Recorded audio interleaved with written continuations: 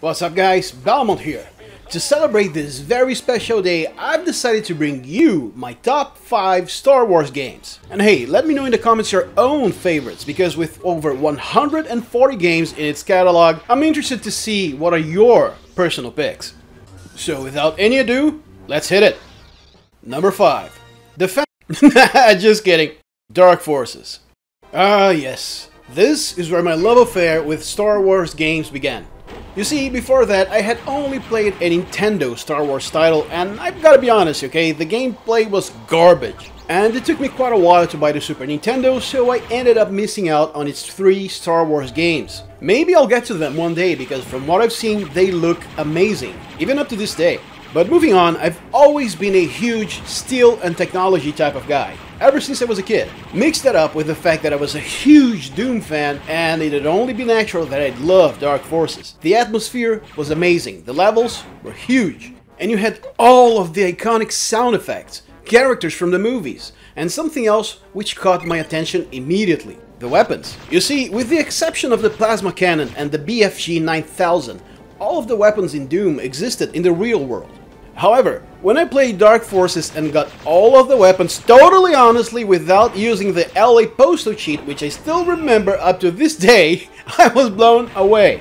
There was quite the variety to them, both in size and effect. I remember I even went as far as making styrofoam versions of the thermal detonator and the landmine. God, I loved this game so much. I still remember the original box, I had everything, it was amazing. Number 4. Jedi Power Battles. This game was the first Star Wars game that actually gave me what I truly wanted out of a Star Wars game: decent lightsaber combat. This was the first game that actually made me feel like a Jedi. I still remember how impactful the opening cutscene was to me. And the fact that you could play as many different Jedi only helped to lengthen the replay value of it. You could even unlock Darth Maul, Queen Amidala, and Captain Panaka.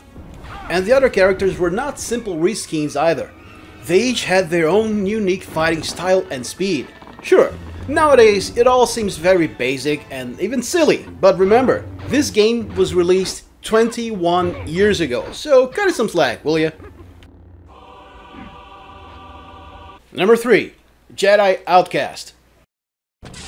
If Jedi Power Battles was the first game that made me feel like I was actually a Jedi, then Jedi Outcast was the first game where I actually felt the might and complexity and the colossal tactical advantage of the Force powers. You had Force push, pull, hold, jump, speed, and more. I'd spend night after night just looking for new ways to kill people with the Force, new ways to dispose of enemies, and improving my mastery with the lightsaber. The mastery part never happened, but you know, it was fun. And also, it had one of my favorite Jedi ever, Kyle Katarn. Now, I know there's probably like me and other 3 people in the world that like him, but hey, we are what we are. And there's also another cool thing if you played it on the PC like I did.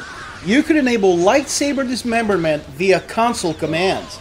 Not only was this fun as hell, okay, it was, but also it gave us the clear notion of what merely being grazed by a lightsaber could do to a living being. Number 2. Knights of the Old Republic.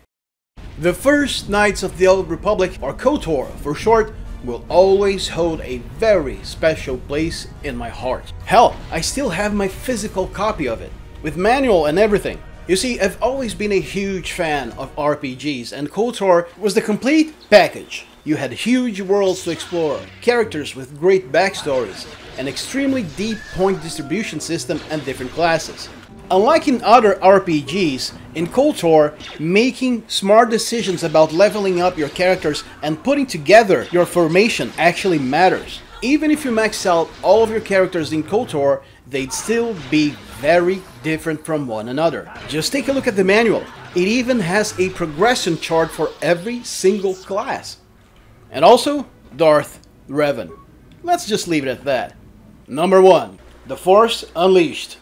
You see, if a Jedi or a Sith enters a base, unless he or she is immediately met with an equal in combat, then a lot of people are gonna die very quickly. And not just because of their trademark weapon, the lightsaber or the Force powers, but because of their mastery and speed in using all of those elements together.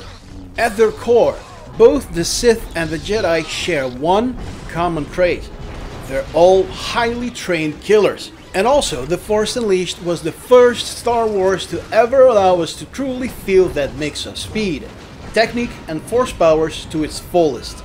Even without purchasing a single upgrade, Starkiller was as lethal as one could get. And the force powers were so seamlessly integrated into the gameplay that you could effortlessly and swiftly alternate between close quarter combat and force powers. And speaking of force powers, The Force Unleashed really hit the nail in the head here. The auto-aiming is so well done that 99% of the time you'll be able to throw any object or foe exactly what you wanted in an instant. Special attention was paid to the interaction with the environment as well.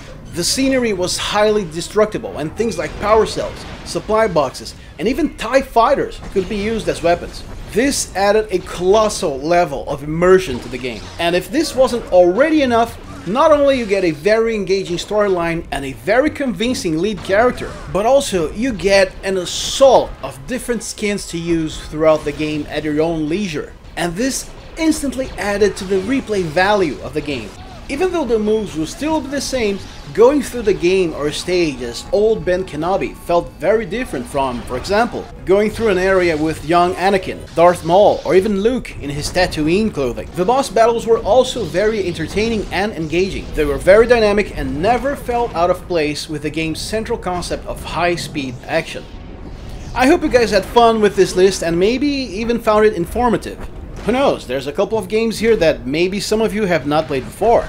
And also, make sure to subscribe to this channel. I will be making a special video about The Force Unleashed in the near future. This game is so good, it deserves it. And so, may the Force be with you. See you next round. Vader won't always be your master.